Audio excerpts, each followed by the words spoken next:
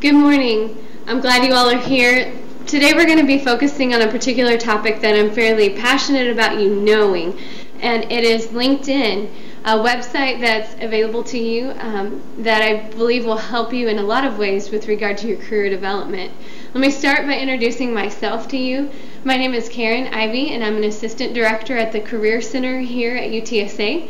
And I'm eager to show you some strategies today that will help you not only at the end of your time as a graduate student at UTSA, but in the beginning days of your graduate program. As we start, I just want to let you know that this is the basics of LinkedIn. There's so many different features that you can utilize within this website, and I encourage you to go in and explore. Come into our office if you have additional questions after you watch this video. I do want to also give credit. I looked at a lot of resources online to just sharpen up what I knew about the program and the online web source. And I used a lot of information from LinkedIn expert Olivier Taupin. So if you want to look up the information you see on the screen, just some more information, a good resource to learn a little bit more and more intensely how LinkedIn works and how you can get the most out of your time using this particular resource. All right, this particular presentation again will take you through a few things, and I have some objectives for you. I hope that you walk away from this particular presentation getting the following parts of questions or information. I hope all of these things are answered and understandable to you. First is just some of the foundational features, how LinkedIn is structured, how you start using it. So once you get to the LinkedIn website, what you need to do to navigate. And then also how you need to think about your profile on this particular site. I'll even take you in and show you how you would start building that profile. Another huge portion of this particular site is it opens up doors to communication that you might not otherwise have. And so we'll talk about all the different ways that you can use this tool to connect with other people. And our fourth objective would be to use the search features. This can be one of the most valuable resources on the site, and I'll show you how you can find specific information that will be helpful to you in your job search. And the last but not least is groups by shared interests. So there's a lot of ways to connect with other people who may be very similar to you in the things that they study and topics that you're very interested in and what you're doing maybe for your dissertation or master's thesis. And so this will provide you an opportunity and a forum to have some conversations with others. Alright, as we get started, I wanted to start at the very basics. So if you have no experience using this particular website, I hope this portion will get you oriented to how to start with creating your own profile in the system. So first of all, just a few facts. I know the screen is filled with a lot of numbers and statistics that you can look through. The basic idea here is that it was started in 2003. It did grow pretty quickly. 4,500 members in the first month had already joined the system. I tell other students pretty often, many people are more familiar with Facebook as a social networking site. It's also similar in some ways in that you're connecting with other people through their profiles and their pages. And so if you think about it in that concept, but just in a little bit different light, in that as you connect, it's more of a professional connection. The topics that you talk about are much more work-related potentially, or career-related items. And your profile almost becomes more like a resume versus something that you might share with friends and family, and that's much more informal, such as you would with Facebook. By 2011, as you can see on the screen, 2 members per second is the rate professionals are joining this particular resource. So this tells you a little bit too about just how many people you can connect with. Right now, as of February 2012, there are 150 million plus professionals from all over the world. And so again, I encourage you to take some time to be one of the professionals included in this particular LinkedIn website. And you can see also some breakdowns as far as who is on this particular site. It is including some executives, higher up executives, also including some hiring managers, corporate hiring recruiters, and many of the Fortune 100 companies. 2 million companies have their own company pages. And I will also show you some inside looks into some companies that are here locally, some information you can gain from those pages as well. It does give you some access that you just wouldn't have an ability to access from any other site. So let's go ahead and start looking into who is on here more specifically. Here's the member base, and you can see the graph, the pie chart here. Obviously, you see North America is dominating the membership at this point, but if you look at fastest growing countries, you'll see a lot of other countries that aren't necessarily represented as the majority. It's constantly changing. It's a dynamic website, and so I know many of our graduate students and students here are interested in not only staying in maybe even a local city or staying in the United States, but a lot of you have interest in working abroad, and so this would give you some connections to outside of the United States as well. The top 10 industries represented, first and foremost, is IT. Technology is growing quickly, and when you see that and any other of the areas represented, I don't want you to immediately think, well, I'm not in computer science, I'm not in a highly technological field, because a lot of the IT companies represented on the site have opportunities for you in other areas other than just the highly technical positions. For instance, we'll take a look at Rackspace.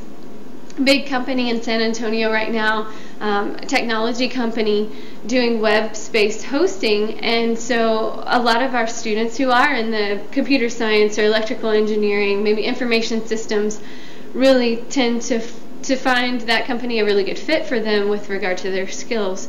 But we've also seen students who, even at the graduate level, have just these savvy skills with, running programs, evaluating customer service-based programs, maybe even language skills that are needed since it is an international company at this point, doing some analysis, statistical work, and so a lot of different people with various skill sets fit into that organization. The second one listed is computer software, so also in the same vein. Financial services, another top area, marketing and advertising, real estate, healthcare, telecommunications, education management, accounting, and banking. Within that list, I hope you can see some ways that you might be able to connect with professionals. And this just represents the top 10, but you will see a little of everything as you go in and start exploring on your own. Alright, so let's talk a little bit about the setup process. When you first log in, you would create your account. It walks you through step by step. One of the first things you want to look at as you go in is the top of the screen has a lot of different tabs for you to click through. At the very top right hand corner, and I don't know that I can show it with my cursor, but top right hand corner of the website, it does give your name, your account name, and there is a little drop down menu that allows you to change your settings at that point. What this does is allow you to say, this is how often I want to get emails from this site or from others who are connected to me through LinkedIn. It gives you a chance to, let's say you do join some groups, we'll talk about how you would do that. Maybe you don't want to get a barrage of emails daily about what's going on or being talked about within those websites. You can click that you would like more of a daily digest or a weekly digest, so it allows you to control what you're getting from the site. It is a must because I know it does even allow you to choose how many people see you and who sees your profile, if it's a public page or not.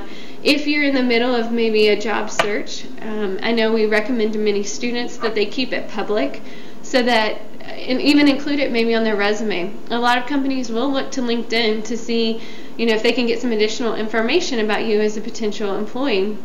And so you would want it to be public so that that company can go in and do that research, see incredible experience that you have or other information that you've posted, and really get a better sense of what you have to offer them. You can see for the job seeker and networker, just a few things here. It is free to look for jobs. There is a specific job search feature once you go in. You can see that in the tabs across the top. So the one that's stated jobs gives you that. You can search for free, as I mentioned, and it will also show you who you're connected to with the jobs that are posted. So if you know someone in that organization that has an opening, It will show you how you're connected. If you are representing an organization, a company of your own, there is a small fee that you have to pay to post jobs. But we'll be focusing more on you as the networker or the job seeker at this point. It is an easy way to find out really good background information about companies and other organizations that exist out there. You can see people who work there, you can see statistics about the employees. You might even want to see if there are alumni from your university who are already working there and try to connect with them. So stay tuned for more of that. Your profile, which we'll spend the next few minutes after this section really talking about how you would want to utilize this part of the site, it becomes your personal ad. And so just as you might think of a resume as your marketing strategy, it should be a real great snapshot of you and what you have to offer to your particular industry of choice. Same concept with your profile on LinkedIn. It becomes your resume. You can also, and you should, make sure that you detail some of your best skills, some of your best work, because it can be searched by keyword. So you want to utilize, if you've got a great skill set, let's just say in Microsoft Excel. I actually saw a posting recently, and that was one of the top skills that was needed for the job they had opening. So if that's something you had, making sure that you include that in a relevant skills section or within your description of some of the work that you've done is essential. There is a section on your profile that allows for recommendations. So if you wanted to even ask someone for a recommendation, you're given the option. Maybe you have a faculty member that you're connected with, that you worked on a project with, and you feel that they could provide a positive recommendation for you. That then becomes public if they choose to accept that. It goes onto your profile, and those can be very powerful. So what better way for an organization to go in, look at what you have to say about yourself and your experience, and then on the side see these glowing recommendations of your work and your work ethic. Make sure you take a look at those. It is a good goal to set for yourself to have at least 3 recommenders, and so take time to think through who might be best able to describe your work. There is a section of contacts. You also can see that in the screenshot that I've provided. Once you click on that, it will allow you to invite people to connect with you on the site. You can search by name. As I mentioned, I had said faculty members. I would check into connecting with some of your faculty members, other colleagues you've had in the past, supervisors, people that you connect with in other realms of your life. That's fine as well. But just keep in mind, this is meant for more professional connecting versus the social. You will notice as you start looking at other people, who's out there, who's utilizing the site, there are some open networkers. There's an acronym, and it's LION, and it's a LinkedIn Open Networker. That means they'll accept anyone who invites them to connect. There's some ups and downs to engaging with people who are open, some major positives, but some other things to consider, and we'll talk about that when we start talking about your contacts in more detail. Another feature of this site that may make it much easier on you is to import your contacts. So LinkedIn does give you the option of inserting your personal email address, and it will make a match to your contacts list and see who from your email contacts matches to individuals who have a LinkedIn profile. And then let's move to groups. And again, we'll spend some extra time at the very end of the presentation talking about this. It is a very important piece of this website, but you can join up to 50 groups. Choose groups that have something to do with your area of interest. Really great opportunity, again, to connect with people who are like you and have maybe some insight into things going on in the field. Will increase your knowledge, maybe even tip you off to a new position that would be a good fit for you. As with many networking sites, this one also has an email feature, so to speak. There's an inbox, and it will log all of your received messages and your sent messages. You can see some examples that are listed on your screen. Open link messages would be just to any LinkedIn members. You can, in your settings, as we had talked about at the very beginning, choose if you want to get those messages or not. That is something you can select personally for yourself. Introductions, invitations, all of that will come through that inbox, and it will alert you when you have some that you need to answer. So you may have people inviting you to connect with them as they see your profile online. Recommendations work through that particular feature on the site.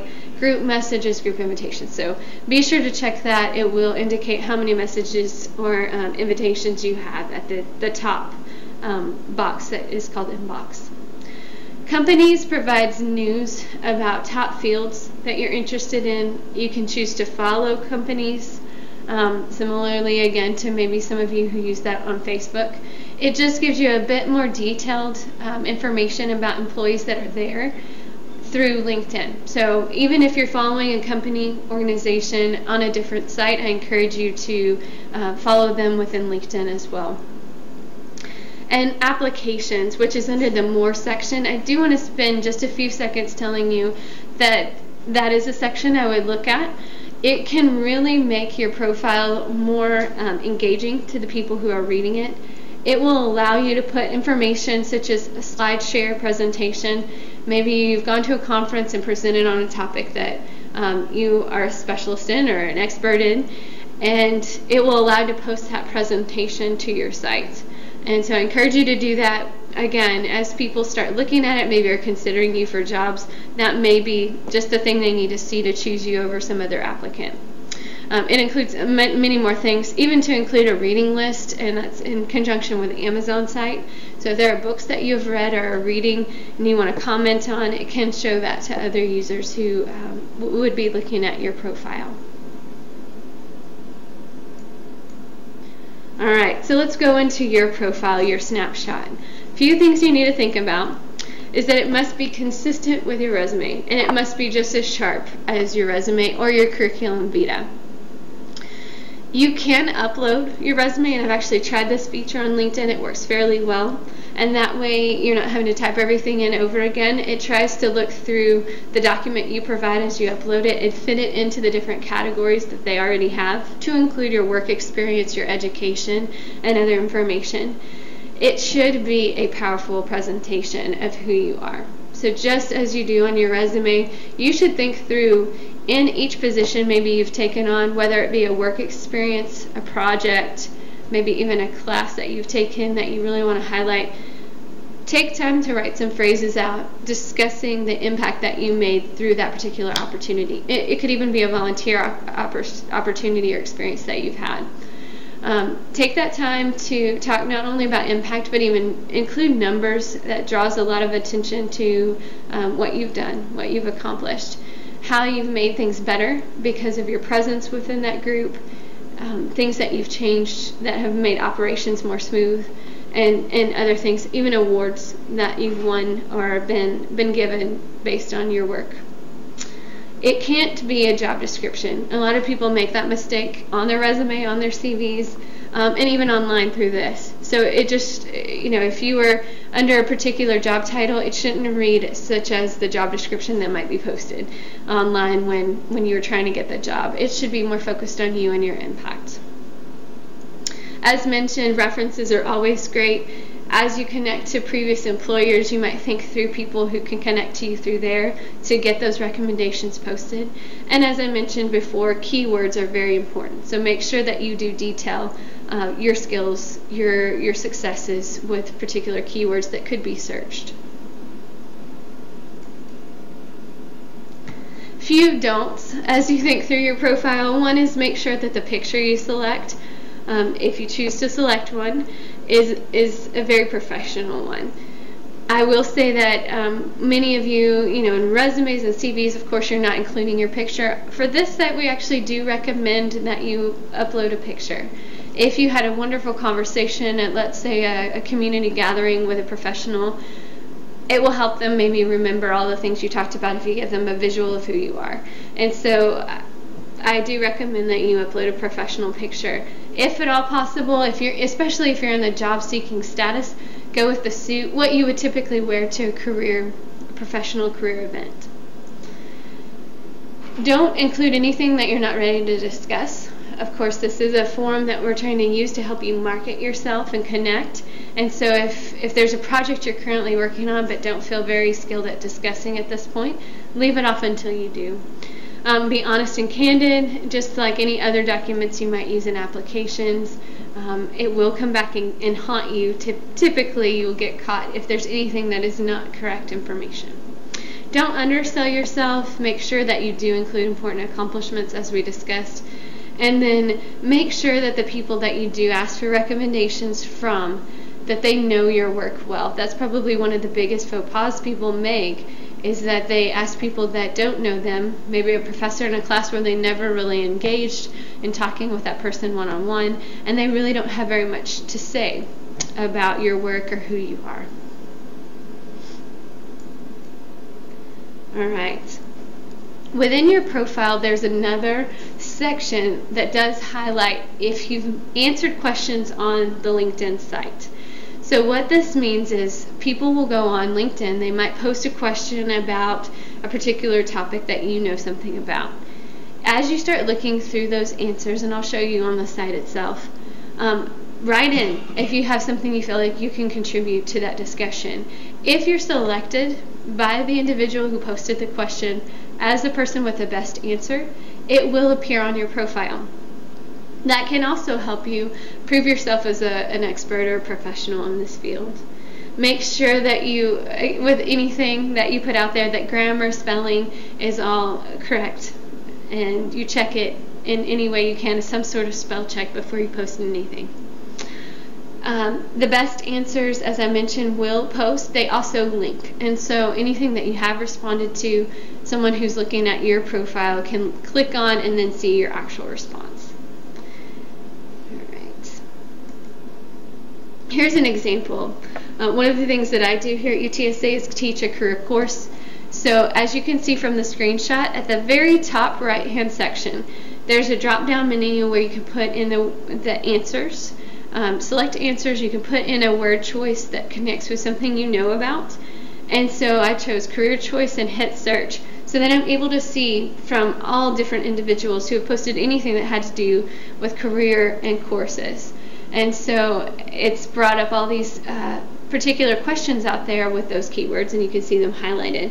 So this might be something that I could speak to.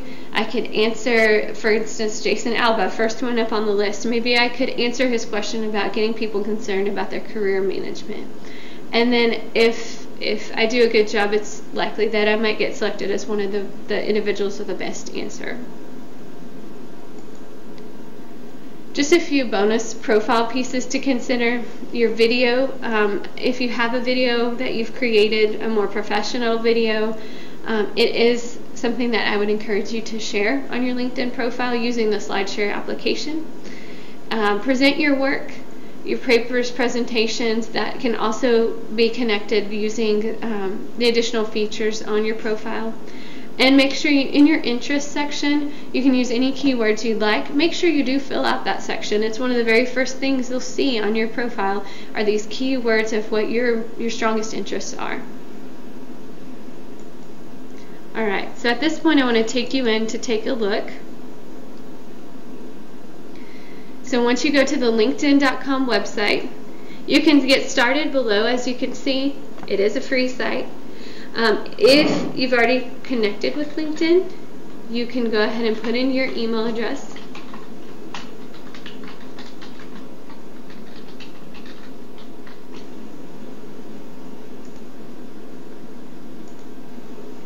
Alright, so as we go in, you can see exactly what it might look like as you enter into the site. Right now we're just going to focus on your profile. As you want to make updates or edit, you would go to the Profile tab and click on Edit Profile. From here, it's even encouraging me some things that I can do to make my profile better, to include courses I've taken within my master's and doctorate work. Please feel free to add that, to take on their suggestions to make it a little sharper. And then below, as I mentioned, it is sort of a mock resume, so to speak. So it has different titles that I've taken on, what my current job is, membership at different organizations that are here locally, and it will tell me how many connections I have. If you want to take this and make it into a PDF document, it will allow you to do that, or print it if you want to share it in paper copy. And as you can see, I talked about recommendations. I probably need to work on getting a few more, but I do have one recommendation at this point. You can request recommendations, and that's probably a better way to use the system, is to be proactive and ask for others. The other interesting feature here is you can see who's viewed your profile most recently. So in the past 15 days, I can see that 6 people who have looked at it. And so that can give you some insights into who's paying attention. Just as some of the other networking sites, it will tell you activity that's going on, who you've just connected to, what's happening within the profiles of your contacts. And then you can always look at your connections that you have currently. Here's the summary. It gives just a strong statement, almost an objective statement of what you're interested in accomplishing as it relates to your career. And you can see positions. It will allow you to add positions as you need to and describe what you've done within that role. And as I scroll down, you can see more and more.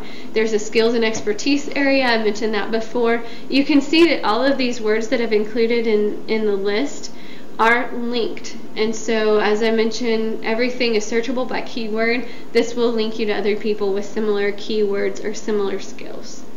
And education. This also is just as a resume would, gives dates, times. You can include activities as well. And your recommendation, my recommendation is actually showing up at the bottom in full for someone to view. I'll take just a moment to also show you the answers feature, since we had talked about that. In this drop-down menu at the top, you'll see a lot of different types of information fields that you can search. Let's look at answers for just a moment. If you select answers, this is where you can input any keyword that you have an interest in, and it will pull up whoever's been posting questions that have anything to do with your keywords. The nice thing about that, and we'll talk about this as we talk about communication, is it will connect you with people that you may not have any contacts to. Alright, Communication 101. Here's some different types of messaging that can occur on this site. Your connections, obviously, if you are not already connected with an individual out there that you want to, it is fairly limited. You basically have to have a common contact or mutual contact to be able to connect. So it can be very limited in that respect, which is why it's good to do things like Best Answer, Find Answers, join groups where you have a way to connect with others. Open link, as I mentioned, there's some huge limitations to this one. It does give you connections to people if they've selected that they're open to receiving any sort of message. We'll talk about them just a little bit more. Introductions, very helpful. So if there is someone that you have a mutual connection to that you would like an invitation to be sent to, you can ask for an introduction, and I'll walk you through that process. Invitations, be very careful. Here's the warning that I can give to you about this.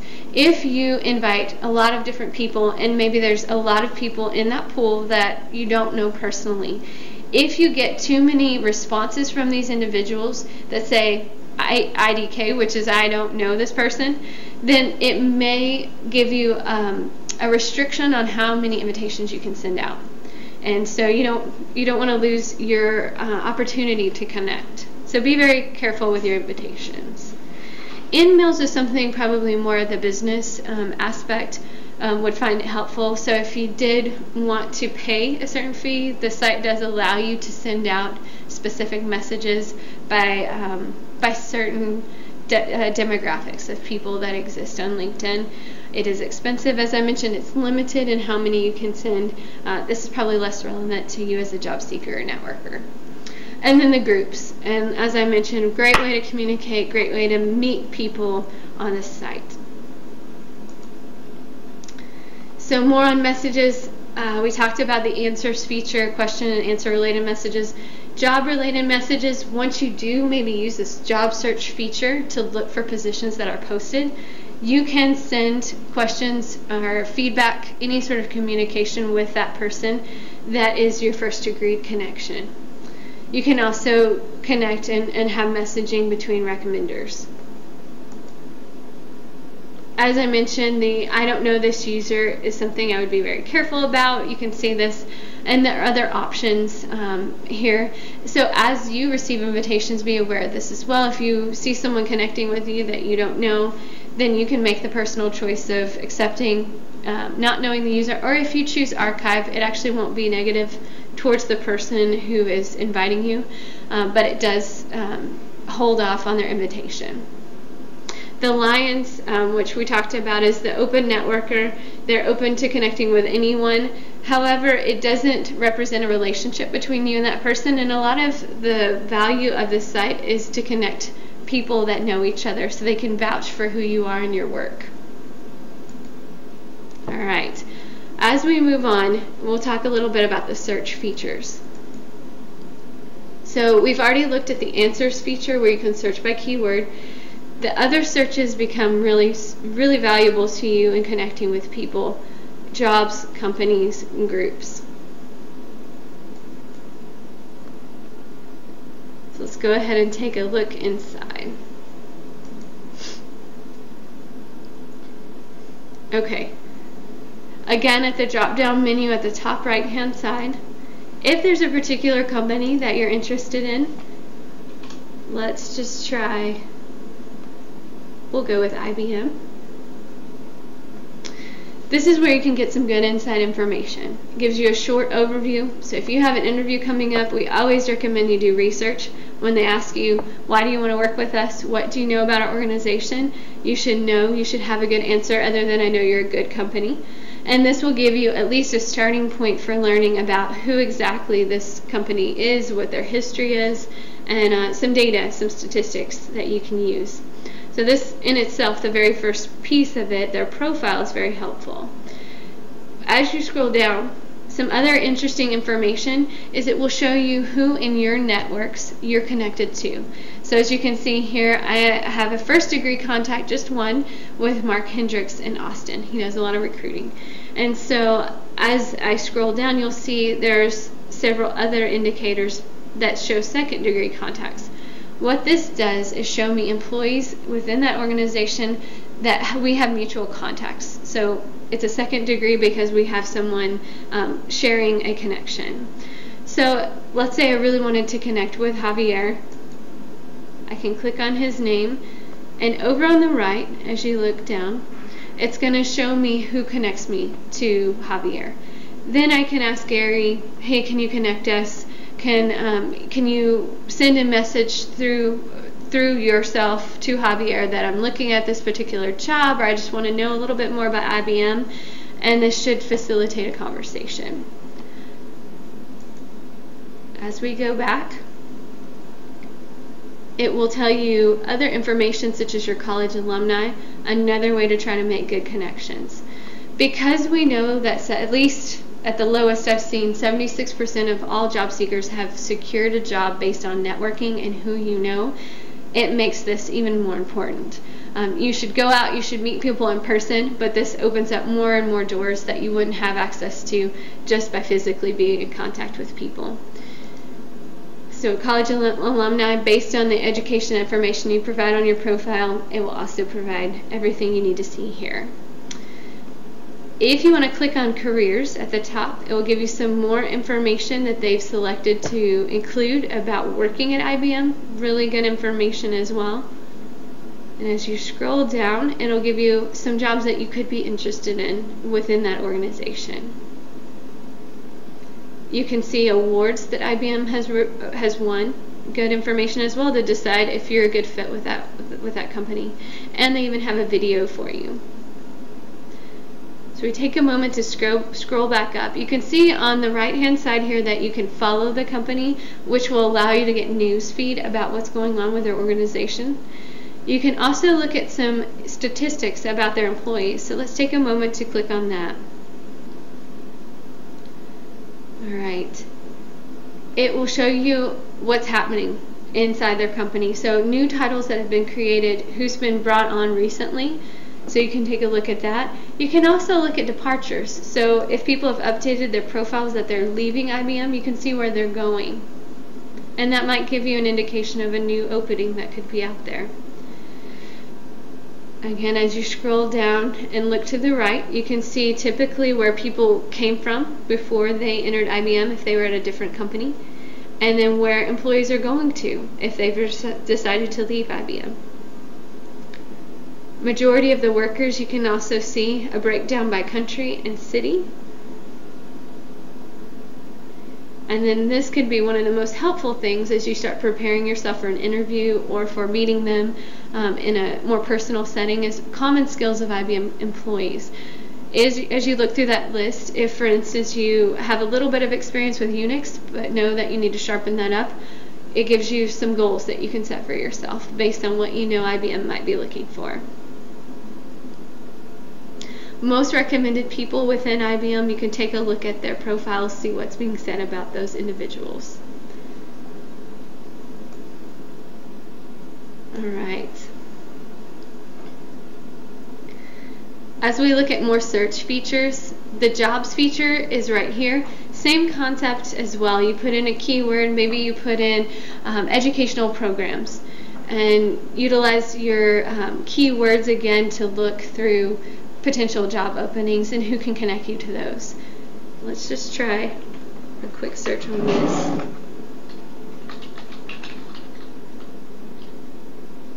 Once you hit enter, anything with a keyword that you've entered should come up that matches job profiles. And I'll show you, for instance, let's just look at the Associate Product Manager at Educational Programs with Laureate Education. It tells me 5 people in my network connect me to this job. So I can open it up, see if it's something that I'd like to apply to. It even tells me how many people have currently applied through this system, and then my links to it. And so I can utilize these people to help me connect with whoever's posted the job. Try to make a personal connection before I even submit any documents. Alright, going back, the groups feature works very similarly. It's a keyword search. Again, you have a limit of 50, so make sure they're ones that you really like to connect with. We'll talk about that just a bit more in a moment. Professional connections. Here's, again, as we speak about groups, one of the best ways to connect with key people. You can connect with recruiters, which would be very helpful since they're the ones bringing in talent to different organizations, by specialty areas.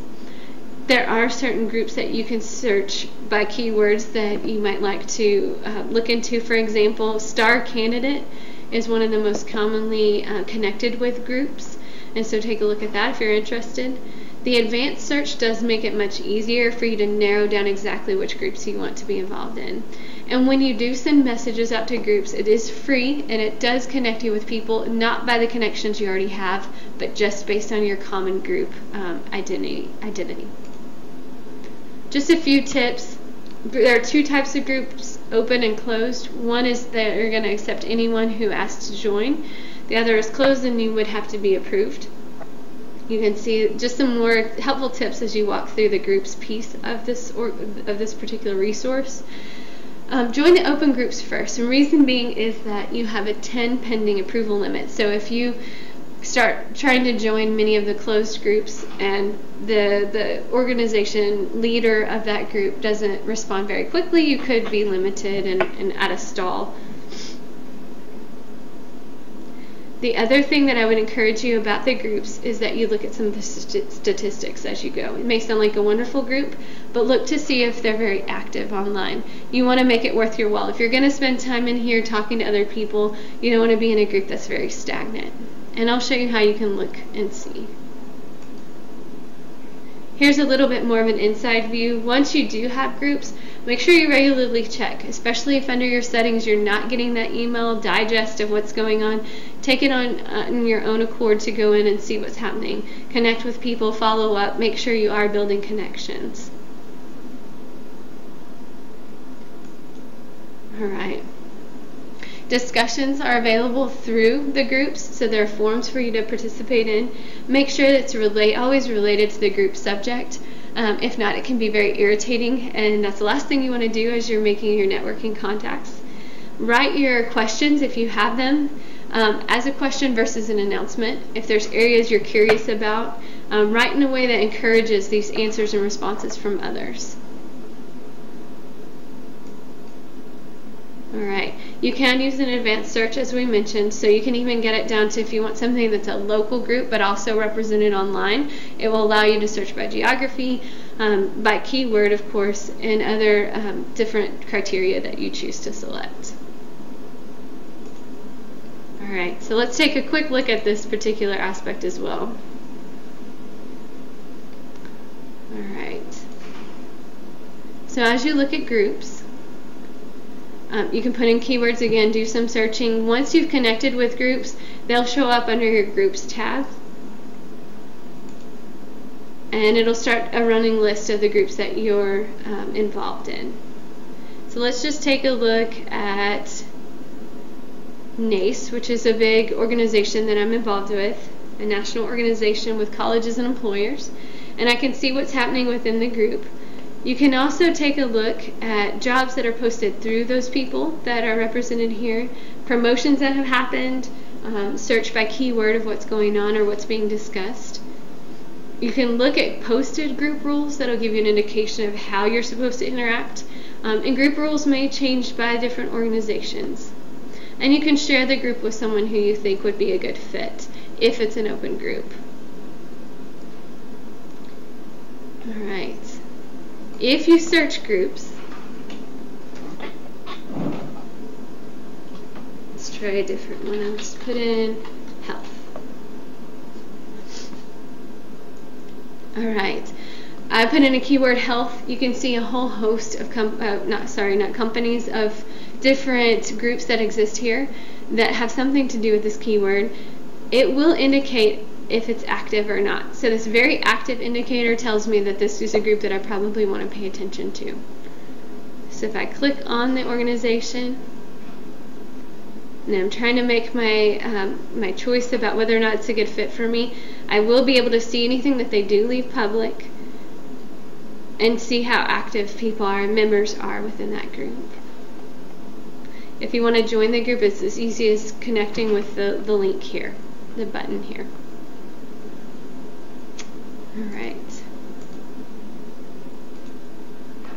Alright, this concludes the sections and the objectives that I had for today. If you have any questions, the Career Center is here to walk you through this. Again, it's one of the things that we highly recommend at this point. In addition to having great other application materials, we do hear a lot of HR recruiters saying that they do follow up after they talk with you. Or maybe even receive your resume to look to see what you have on LinkedIn. It can really assist you if you do a good job. It can hurt you if you don't. And so we want to make sure that you put your best foot forward, even online.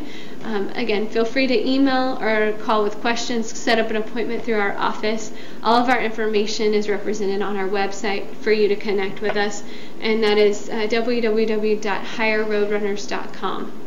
Thank you very much for your attention.